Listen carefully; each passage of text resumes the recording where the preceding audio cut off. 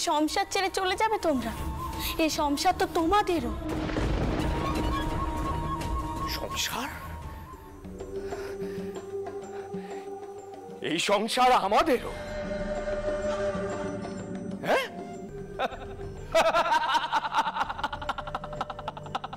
হাসালেন বউটান। এই সংসার এই সংসারে আমাদের কোনো মূল্য থাকলে এই সমস্ত কিছুর মালিক দাদা একা হতো না। কি কথা কইছো বাবা অভয়? সত্যি কথাটা তাহলে বেরিয়ে পড়লো।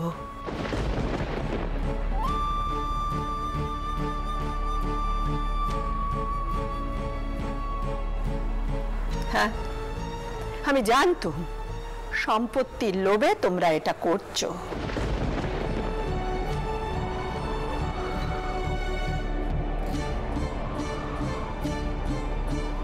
বউ, ওদের যেতে দে, যেতে দে।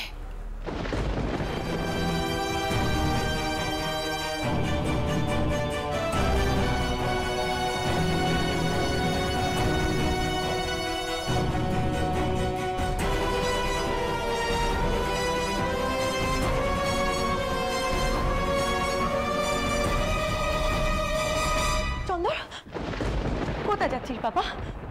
মা, অভয়কে নূরের বেড়ির ব্যবসাটা দিয়ে দিচ্ছি। কি?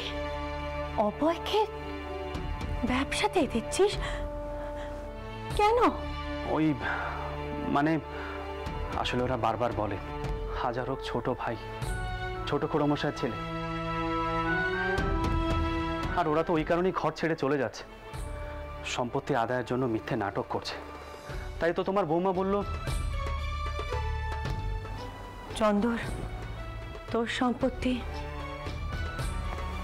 তোর সবকিছু, তোর ব্যবসা, কি করবি তুই আর বৌমাই বুঝবি। মা, তবে চন্দর, আমার মনে হয় তুই যেটা করলি এতে এতে খেতে হবে। তুই ভুল করছিস বাবা।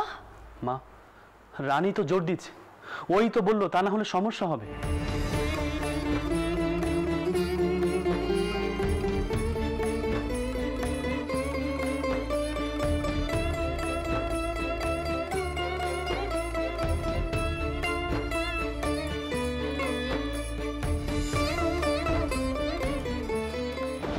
ঠিক আছে, আমাদের নিয়ে যত সমস্যা তো আমরা চলেই যাচ্ছি। বাবা মশাই, মাধব, কোথায় সব? বাবা মশাই, মাধব,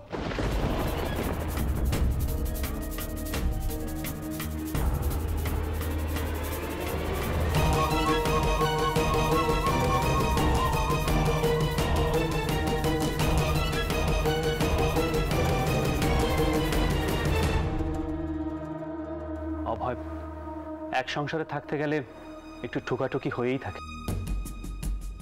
তার জন্য ঘর ছাড়ার কি হয়েছে? আমরা কি তোমাদের পর?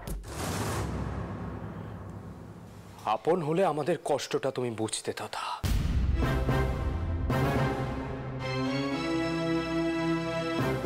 কোনোদিনও বলিনি, কিন্তু এটা সত্যি যে এ বাড়ির কোনো কিছুই আমার নিজের নয়।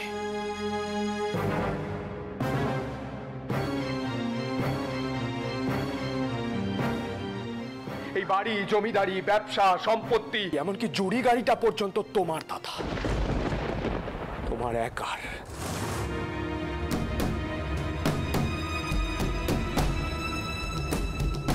তাহলে তোমারও কিছু হোক। এই নাও, ধরো, নুনের ভেড়ির ব্যবসাটা তোমাকে দেওয়া হয়েছে।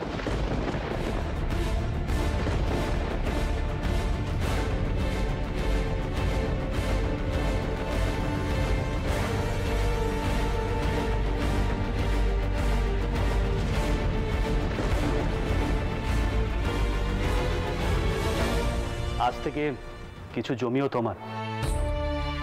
কি হলো, ধরো আর ঘরে চলো। ছোট খুড়িমা,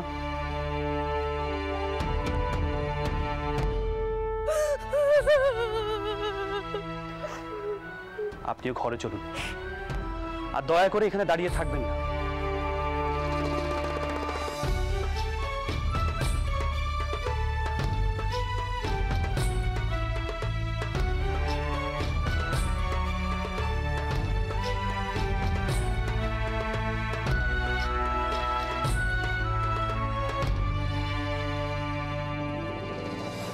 ছোট খুড়িমা, এভাবে আর কাঁদবেন নি। আমায় শাস্তি দিতে চান তো আমি নাক্ষর দেব?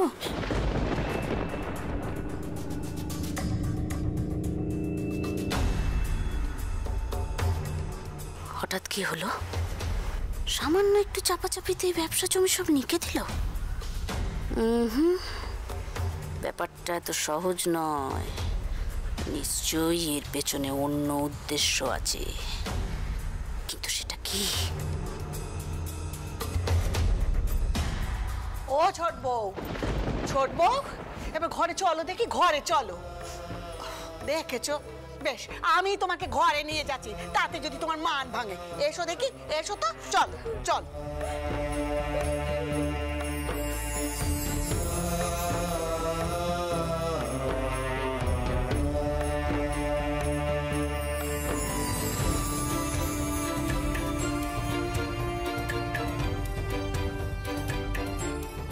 চিন্তা করবেন না বাবা মশাই, আমি তেনার পাশে সব বোতা থাকবো। আপনার আর মার বংশের কোনো ক্ষতি, কোনো অপমান হতে দেব না। চলো দেখি, চলো।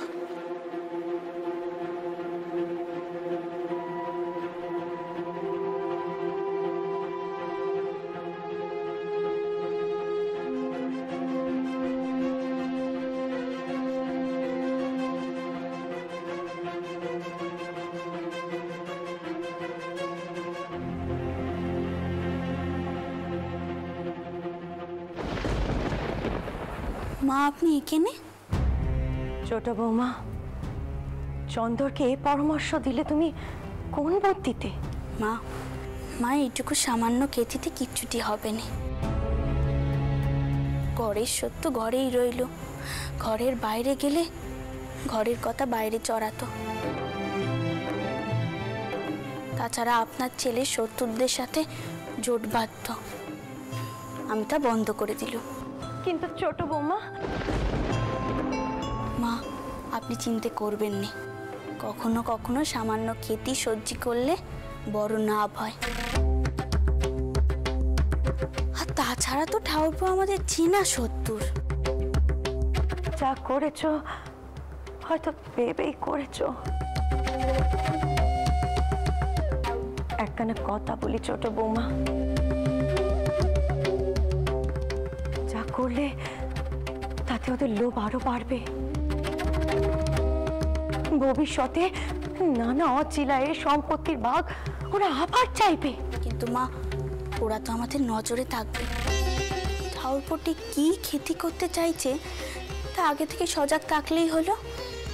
আমাদের প্রিয়জনী কোমল, আবার প্রিয়জনী কঠিন হতে হবে। এবারটায় না হয় আমরা কোমল হলো, তা বলে যে আমরা দুর্বল নই তা আপনার ছেলে ঠিক বুঝিয়ে দেবে।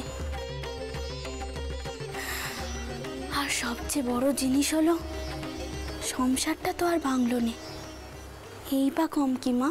তোমার তুলনা তুমি,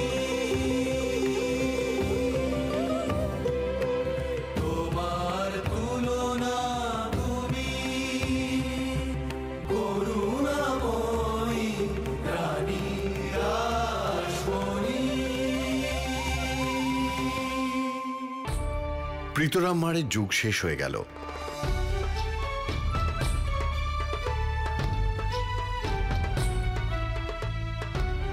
জানবাজারের বাড়িতে বেশ নিঃশব্দে পরিবর্তন হলো রাজত্ব। রানী ধীরে ধীরে হয়ে উঠল সর্বময়ী কর্ত্রী।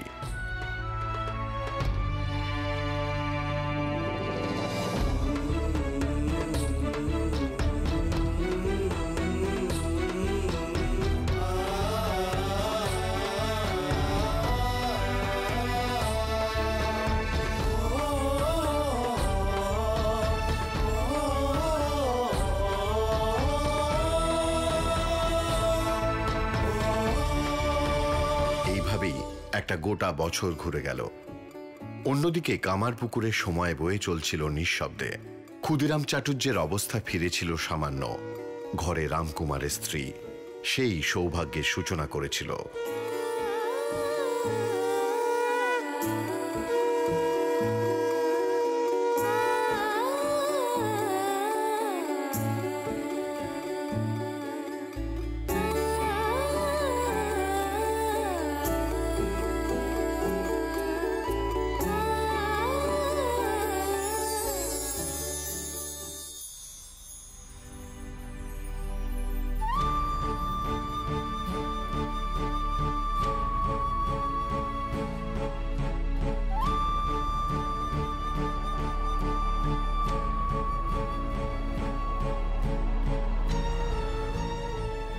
বউ, ও বউ, দেখতে পাচ্ছিস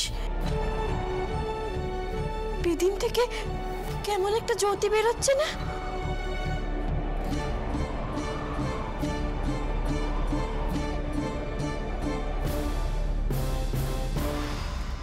কই মা, আমি তো কিছু দেখতে পাচ্ছি না। দেখতে পাচ্ছিস না? আশ্চর্য। তো সৌর ঠাকুর থাকলে এর অর্থ কইতে পারতেন। কি জানি বাবু। হ্যাঁ রে, কইছিলাম যে রাম কখন ফিরবে যজমানি সেরে, সে অনুযায়ী ভাত চড়াবো তো। আমি তো জানি না মা, উনি তো আমায় কিছু বলে যাননি। তবে হ্যাঁ, ঠাউরপো হয়তো জানেন। ও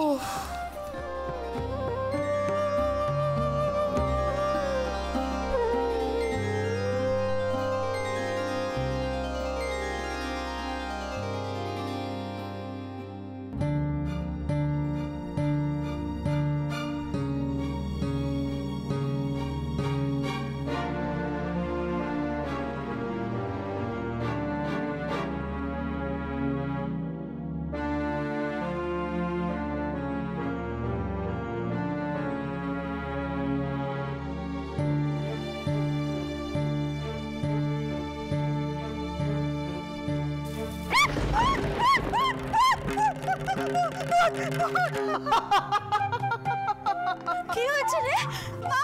কি হয়েছে বউ? মা ওখানে ভূত ভূত ভূত ভূত।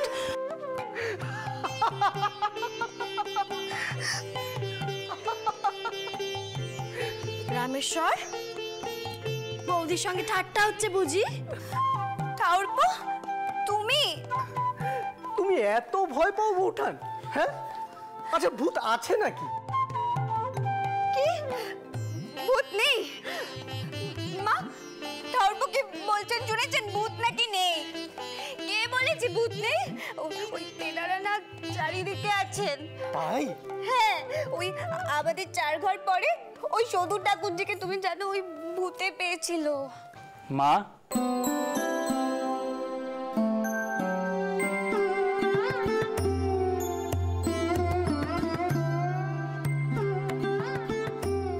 রাম এছিস বাবা? আয় আয় ভিতরে আয় আয়। ও বউ, জানা রামের পা ধোয়ার জন্য একটু জল দে না রে। আয়।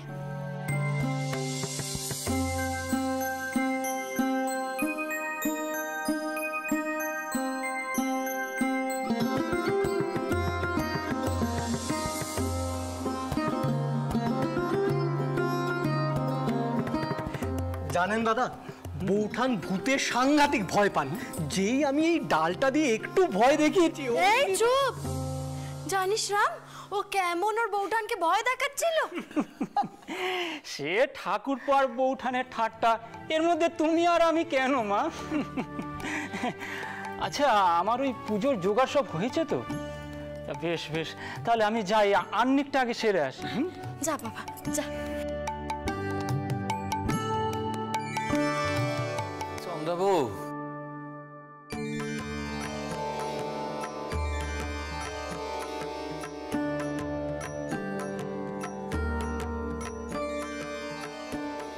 আপনি কিছু খাবেন নাকি? একটু মুড়ি মেখে দেব? না না না না, বুঝলে আমার কাতুমার জন্য কদিন ধরে মনটা বড় কেমন করছে।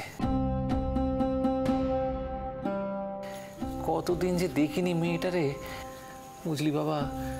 ভাবছিলাম যে কাল একবার ঘুরেই আসি গিয়ে। বাবা, আপনি কেন এই গরমে এত দূর যাবেন? না হয় আমি আর রামেশ্বর যাব। হ্যাঁ, সেই ভালো। গেলবার গরমে মাথা ঘুরে পড়ে গেছিলেন, মনে আছে তো? হ্যাঁ, মনে তো সবই আছে চন্দ্রবাবু। কতদিন হয়ে গেল মেয়েটাকে দেখিনি। আমার কাতুমার কোনো বিপদ হলো না তো? একদিকে কামারপুকুরে ক্ষুদিরাম চট্টোপাধ্যায় বিব্রত কন্যা কাত্যায়নী নিয়ে, আর অন্যদিকে মহা ধুমধাম করে স্বর্গত প্রীতরাম মারের বাৎসরিক স্বপিণ্ডকরণ শ্রাদ্ধ সম্পন্ন হল।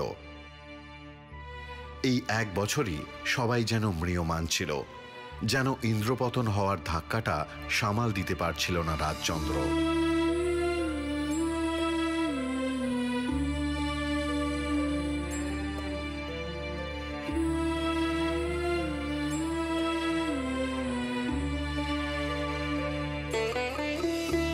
ঠাকুরমশাই, আর কিছু লাগবে আপনাদের? একটা লুচি দিতে বলি। এইদিকে একটু লুচি দাও।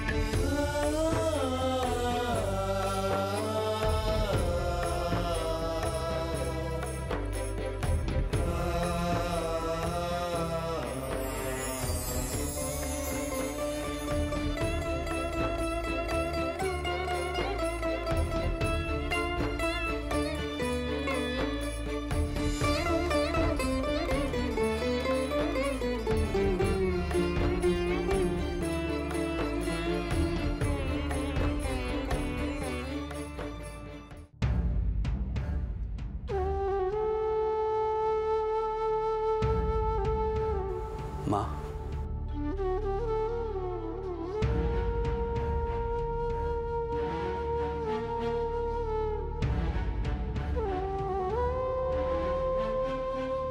মা, তুমি বাবা মশাইয়ের স্মৃতিতে আর কি কি করতে চাও? তোমার মনে কোনো খেদ নেই তো? আমাকে বলো, তুমি যা যা বলবে আমি সব করব। না বাবা, আমার মনে কোনো খেদ নেই। তোর বাবা মশাইয়ের জন্য তুই এমন অনেক কিছু করেছিস বাবা, যা তুই তোর মন থেকে মানিস নে। তবু তোর বাবা মশাইয়ের আত্মার শান্তির জন্য তুই এই কাজ করলি। আমি এতে খুব খুশি হয়েছি চন্দন। আমি সত্যি বড় খুশি হয়েছি।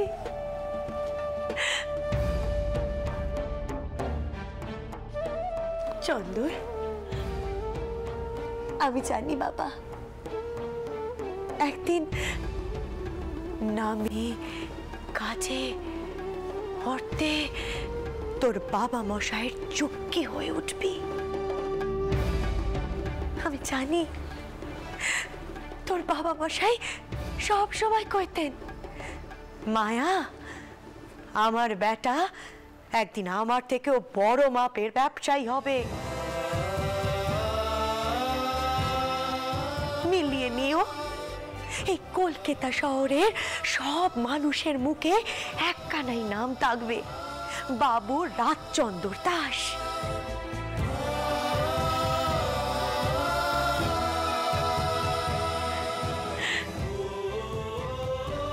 চন্দর বাবা, তোর বাবা মশাই ভুল দেখেননি বাবা। আমি জানি তো বাবা মাসে একদম একদম ঠিক কথা কয়েছে। তুই তুই পারবি বাবা, তুই ঠিক পারবি। হ্যাঁ বাবা, তুই পারবি। এই একটা বছর সবকিছু বুঝতে, শোক সামলাতে কেটে গেল বাবা।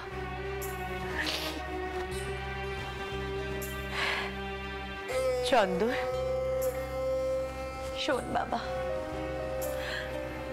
এবার আর বসে না থেকে তোর বাবা মশাইয়ের ব্যবসার হাল তুই নিজে ধর।